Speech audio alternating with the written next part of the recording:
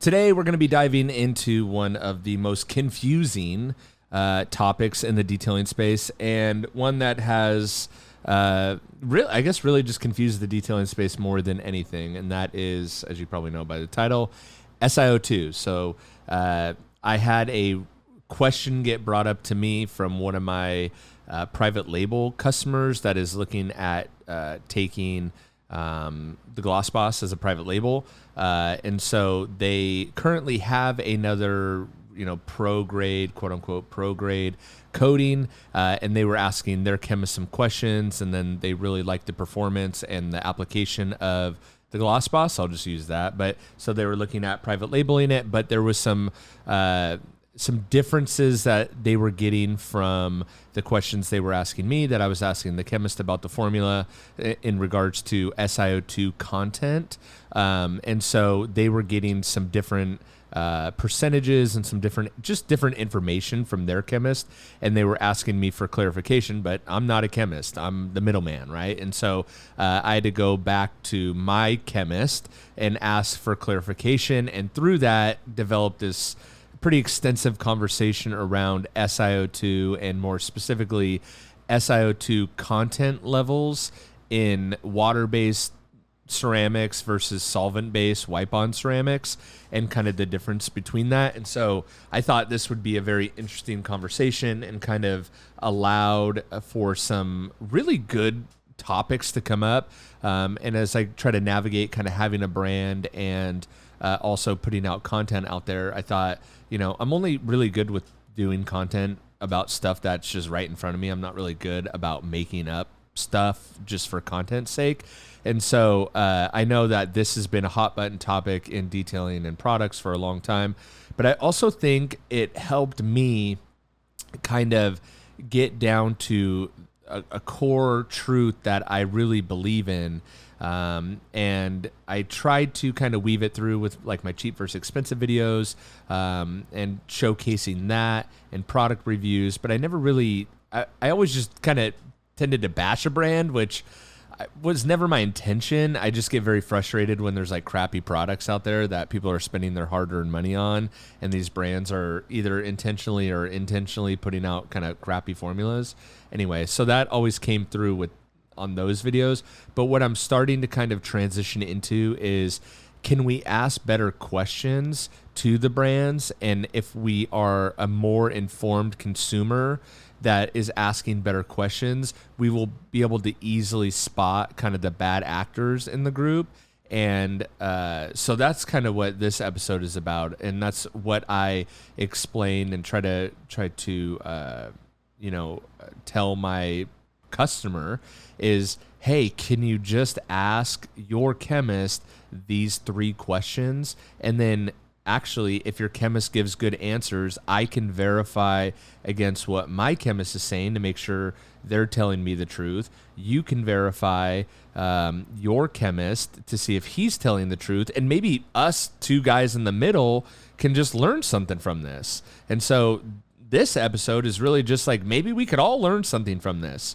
And so I like to verify my sources. And I was telling my customer, hey, instead of like me trying to tell you why my coating is way better and just riddling off a bunch of facts, why don't we just ask both our chemists better questions, and we can come back and meet in the middle, because maybe there's something my chemist doesn't know that yours does, or vice versa, right? So today's episode, yes, is like, secrets they don't want you to know about Si02. And it's really not me calling anyone out or saying someone's lying, but really my kind of goal is simple. It's like to try to give the right information so that you can ask better questions and then make smarter decisions when it comes to choosing products. And honestly, I've been on both sides of this. I've been the sales rep. I've worked with the chemist. I talked with the blenders. I worked with people like Turtle Wax, who had chemists on staff and blending houses on a big scale, and love a lot of the Turtle Wax products that aren't Si02 at all and don't contain Si02. And I've spent a lot of time behind the curtain, and that is the space that I actually love operating in, is behind the curtain. Having my own brand is just a evolution of being behind the curtain and being frustrated. And so having my own brand now is just my expression of doing things the way that I thought they should be done when I saw what goes on behind the curtain, right? And so I've been on both sides and everywhere in between. And so that's why I said, the goal is not to say, oh, this person's lying or that person's lying or whatever, because I've seen how the message that kind of leaves the lab, if you want to call it, can totally get twisted by the time it hits the label, because marketing gets involved and people's ideas get involved. And so it can really get twisted. So it's really not even, and this is how I feel with my private label customer, it's not that he's lying to me or that he's even being lied to. It's just there's a disconnect between a sales rep and an actual chemist. And also, look, brands want to sell more product. I mean, we're all in this to make a profit. So brands feel like they could stretch the truth a little bit, and I'll go over some of where that stretching the truth can come in a little bit. But once one brand stretches the truth a little bit, another competing brand sees it and stretches the truth a little bit, or adds a little bit of confusion, as we've talked about before. And so things can spiral very quickly. And as the internet matures and the internet becomes bigger and information becomes abundant, my job is, I think, as a brand owner too, to educate. But my passion in this space, even going way back to the cheap versus expensive days, is to help you as the consumer to make a better, more informed decision based upon the goals that you have. And in fact, that's one thing I told my private label customers, like, hey, you said that, in fact, let me pull up the exact text. And this is what I said to him. I said, hey, you said that you're trying to understand the chemistry so that you can make the best product out there. Can you just let me know your top 3 characteristics for what would accomplish this goal of being the best product out there? Because that can look very different for a lot of different people, right? And so the same is true when it comes to this, is like, I just want to put out information and the right information so that you can make the best informed decision possible for what your goals are when it comes to detailing, right?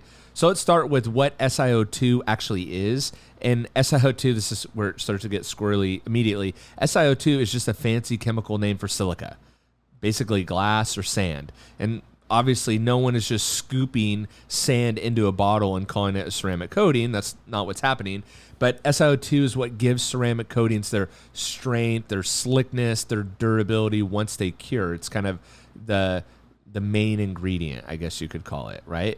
But here's where, not only the name, but here's where it starts to get a little squirrely, is that we have water-based coatings and solvent-based coatings, right? And I talked about in a previous episode how a lot of the ceramic sprays that first came out were solvent-based, and I actually had the first water-based one. I sold it as a private label because I didn't have my own brand, right? Because, again, this gets into my whole thesis of my own brand is I saw things behind the curtain that I didn't like and thought they could be different, and brands weren't willing to do it. And so I created my own brand so that I could birth these ideas. And actually, water-based spray ceramic coatings was my first private label idea and project. And so we do have water-based coatings that actually add SiO2 type ingredients, silanes, siloxanes, and they can stay stable in the formula. Sometimes they don't stay stable in the formula, and that's where we get separation. That's where we could really see separation when they start adding graphene into these formulas, and they don't stay suspended in the formula. It's very crazy. It's like it's also very interesting when you think about it. You are mixing a bunch of ingredients together, but you need those ingredients to stay together, or else you get things like clogged sprayers. You get product separation, and you see it settling at the bottom of the bottle, or you see it settling at the top ring of the bottle. I see that a lot with the Meguiar's Ultimate Ceramic Spray Coating. It's starting to settle. You get little flakes in the bottle because that formula is not stable. So all those ingredients that the blending house mixed together came apart, right? And so it's not a stable formula. In a solvent coating, like a pro-grade wipe-on coating, something that flashes when you apply them, you cannot pour, according to my chemist, you cannot pour SiO2 in that bottle because it doesn't dissolve. It doesn't stay suspended together. It won't bond properly as a formula. Think oil and water, right? So it would literally harden into a rock in the bottle if you had a high percentage of SiO2 in that solvent formula. So I'm not going to say the exact percentage that my private label customer said, because I'm not sure if they use it in their marketing. But with SEMA right around the corner, why this is important is I think that an angle that we're going to see a lot of brands start to take as they try to differentiate their coatings is they're going to start talking about solid percentages or SiO2 percentages and they're going to equate that a higher solids percentage or a higher SiO2 percentage automatically means that their product is more superior to someone else's product, which is not necessarily true. And so that's what I'm trying to clear up in this. So if you see a high SiO2 percentage claimed in a solvent-based wipe-on coating, it's not necessarily true, because you cannot, and I verified this via AI and the internet, you cannot put SiO2 into a solvent-based coating because it doesn't blend together. Instead, what you use are ceramic resins. So things like polyxylazane, xyloxanes. As you can see, I'm clearly not a chemist and I'm just a sales guy. But the ceramic resins, they transform into a silica-like ceramic layer once they cure on the surface. So that's, I think, I'll repeat it again because that's where I think the real magic is. It is not a high percentage of SiO2 silica in the bottle that matters, but it's actually the ceramic resins, polyxylazane, whatever, that transform into a silica-like ceramic layer once they're cured on the surface. So again, who cares what's in the bottle? We are going for the result once the liquid comes out of the bottle. It's kind of, to make a more simpler example, it's why, when people were testing the Super Soaper and they didn't watch the videos or my videos and they didn't listen to anything I had to say about the Super Soaper, my goal with the Super Soaper was to get pH neutral once it's hitting the surface of the vehicle, diluted in a foam cannon once it's actually hitting the surface of the vehicle. But I had a ton of people testing the pH in the bottle. It's like, yeah, the pH is higher in the bottle, but what you're not accounting for is it's being diluted multiple times, and I'm going for the end result on the surface of the car. The same is true with this and with coatings and SiO2. Who cares how much SiO2 is in the bottle? Now you know you can't even get SiO2, right?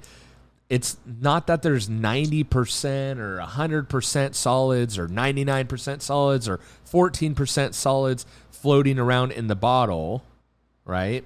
What they're trying to say is that there's, the coating layer that's formed is 70%, 90%, 99%, whatever, silica in composition. So again, they're not necessarily wrong. It's not SiO2 in the bottle. It's ceramic resins that are SiO2-like, and they transform. Sometimes this is called like a matrix, right? They transform chemically into a silica-like ceramic layer.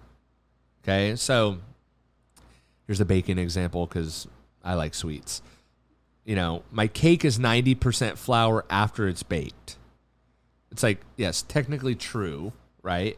But that's not how it was in the bowl when you mixed it, right? So this gets very confusing very fast. So when you see, call it XYZ percentage SiO2 being marketed, it's not that there's that much percentage silica floating around in the bottle, because again, if you put 80%, 70% SiO2 into a solvent formula, it would begin to cure. So what they're really saying is that after curing, the coating forms a layer that's about XYZ percentage silica in composition. Hello. So here's where things get interesting, is that we have a marketing problem. As you can see, I'm not a chemist. I took extensive notes. That was incredibly difficult for me to try to explain in layman's terms.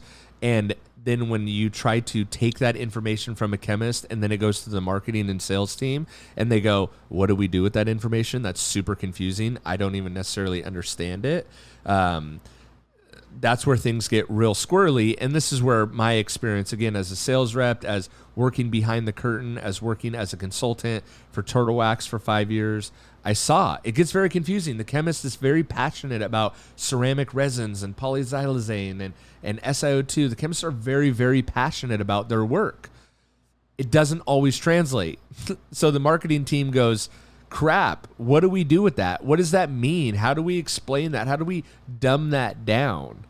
And because I've worked with a few different blenders over the years, this is what I've learned. This is one of my biggest takeaways, is that there's often a huge disconnect between the chemists who actually make the stuff and the reps who sell it and the people private labeling it.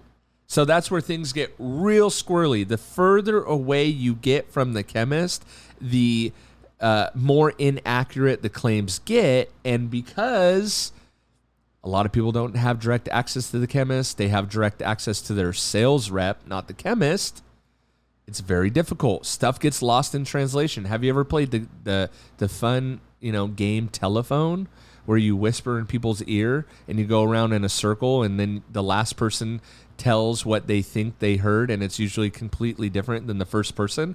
It's exactly what goes on in the detailing space. Exactly. Chemists talk in terms of molecules, curing, resin backbones, matrix, all these fancy words that I can barely even say. But the sales reps or the marketing team, they talk in terms of buzzwords and marketing numbers. 65% SiO2, graphene, 10H hardness, lasts for 25 years. And somewhere in between those two worlds, a lot of truth gets lost, right? So again, I'm not saying anyone's lying, because most of the time it's not even intentional. I will say some of the time it's not intentional. Some of the time it's very intentional. And those people get sniffed out. We're seeing a lot of it right now. But the real problem is that it's just the people doing the selling aren't the people doing the blending. And when you've got that disconnect, you get a product that may or may not perform well. And again, the marketing story, doesn't always match the chemistry, which is, again, that disconnect was actually my motivator to starting my own brand. And that's why I've always taken the approach of I'm not the chemist. I don't want to be. I'm not even smart enough to say these words. Okay. This is extremely difficult for me to try to communicate. But one thing I do hold to is that the truth always wins in the end. And I do want to operate out of honesty. So, because the truth doesn't always need hype. When a coating's good, it's just good, right? It's like this customer wants to take the Gloss Boss as a private label for their own brand. Why? Because it just works. It's just good, right? When it's built on solid chemistry, you don't have to inflate the numbers. You don't have to invent new buzzwords every year. You don't need to create a new version of it, right? It's just solid, because if you start with solid chemistry, you never have to really make any massive improvements because it's just solid. I saw this developing the polish. It's like, well, why doesn't anyone do this? And it's like, well, because they don't want to buy the more expensive solvent that doesn't smell. Oh, because they don't want to buy the more expensive abrasives. They don't want to invest the $20,000 or $30,000 that it took to invest in abrasives just for the abrasive. They don't want to do that. They'll just take the off the shelf. They don't want to do the special things that I've done with the abrasives to make a product actually work well, right? And again, that's the polish is just the latest example of what I've, my whole antithesis and thesis is for my brand. It's just, I just do the things that people aren't willing to do. And I'm just so happy that I have an outlet to do that, right? And so SiO2 is just another talking point that allows me to try to explain that. So Here is, again, I took a lot of notes, but my simplified breakdown of what's really going on in a solvent-based wipe-on coating. You got a resin system. That's kind of the backbone, the foundation. It's usually something like polyxylane, xyloxane. They're liquid, okay? And that chemistry reacts when it's exposed to air or humidity. Now you can verify this very easily that it's a resin system and not SiO2 because these companies talk about how their product may react differently in different temperatures or humidity. That's not SiO2 reacting, that's the resin system, okay? As they cure, instead of SiO2, they form an SiO-Si network. I have no idea. That's the matrix, okay? So, but that is the same molecular structure as silica or glass. That's what gives it the hardness, the hydrophobic layer, the longevity. So it's not SiO2, it's SiO-Si. Okay? Good luck with that. So technically, yes, after it cures, your coating is silica-like, has a silica-like ceramic layer, but there's no solid SiO2 floating in the bottle before that happens. It's just another mechanism to get to the same result. Okay. So, I think, again, this is where a lot of marketing confusion comes in